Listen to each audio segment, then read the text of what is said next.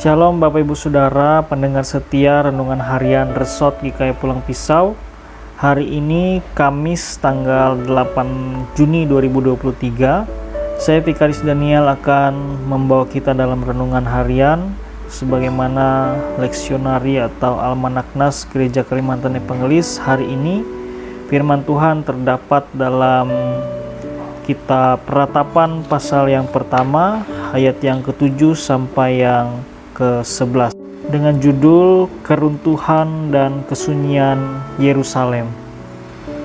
Bapak Ibu Saudara, kitab Ratapan ini merupakan serangkaian doa pengakuan dosa, mohon belas kasihan Allah dalam bentuk nyanyian duka cita, menyerupai sajak-sajak yang ditulis oleh Nabi Yeremia. Isi kitab ini menggambarkan penderitaan Yehuda sekaligus ratapan sang nabi akibat penyerangan musuh yang mengakibatkan kehancuran Yerusalem dan Bait Allah pada tahun 586 sebelum Masehi.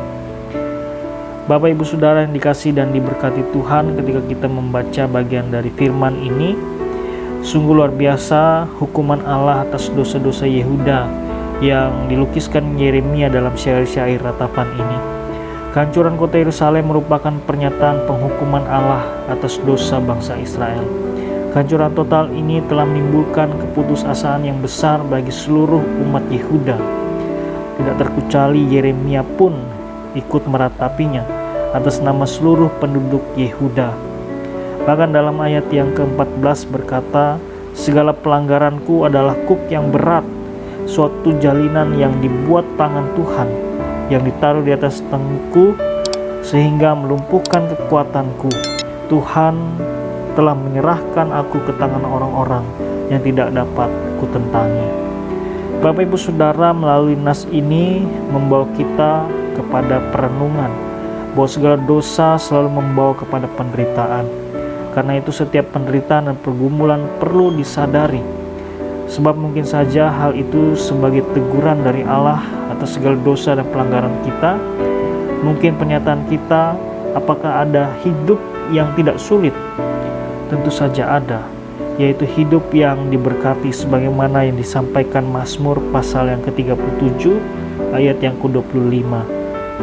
Dahulu aku muda, sekarang telah menjadi tua, tetapi tidak pernah kulihat orang benar ditinggalkan atau anak cucunya meminta-minta roti. Lalu mengapa Yerusalem hancur?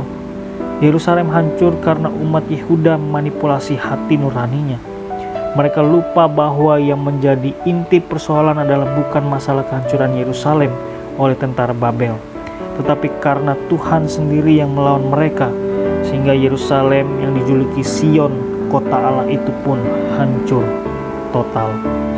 Bapak Ibu Saudara, melalui nas ini diperlihatkan bahwa Allah sebenarnya sangat mengasihi umatnya. Karena itu sebelum murkanya diberlakukan, Allah sebenarnya selalu menandainya dengan peringatan-peringatan. Peringatan itu disampaikan dengan perantaran para hamba-hambanya, baik dengan ucapan maupun juga perlambangan-perlambangan atau simbol. Karena itu, bijaklah membaca tanda-tanda peringatan Tuhan dan segeralah kembali ke jalan yang dikehendaki oleh Allah ketika kita ternyata sudah berada pada jalan yang salah. Tuhan Yesus menyertai dan memberkati kita sekalian. Amin. Bapak Ibu Saudara, saya mengajak kita untuk bersatu di dalam doa. Mari kita berdoa. Bapa di dalam sorga, kami rindu hikmat-Mu membekali hidup kami.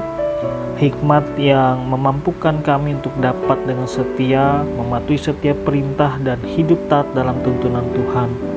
Dalam kesempatan saat ini, kami mau berdoa secara khusus untuk majelis dan juga jemaat, secara khusus jemaat GKE Hanjak Maju Gereja Bethesda. Diberkatilah jemaat Tuhan yang ada di Hanjak Maju ini, majelis jemaat dengan seluruh tugas dan tanggung jawab pelayanan mereka, warga jemaat dalam keberadaan kehidupan mereka masing-masing. Kami menyerahkan ya Tuhan setiap pergumulan, permasalahan, bahkan juga tantangan pelayanan yang boleh mereka hadapi saat ini. Biarlah kasih Kristuslah yang boleh menggerakkan mereka untuk dapat sehati sepikir untuk membangun persekutuan yang baik tengah-tengah jemaat. Melalui setiap pelayanan yang boleh mereka lakukan, kiranya juga mendatangkan kemajuan, menjadi berkat bagi seluruh jemaat, terlebih menghadirkan kemuliaan bagi nama Tuhan. Di dalam dan oleh Tuhan Yesus Kristus, kami berdoa dan memohon. Amin. Tuhan memberkati engkau dan melindungi engkau.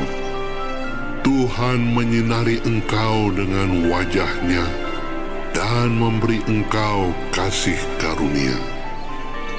Tuhan menghadapkan wajah-Nya kepadamu dan memberi engkau damai sejahtera.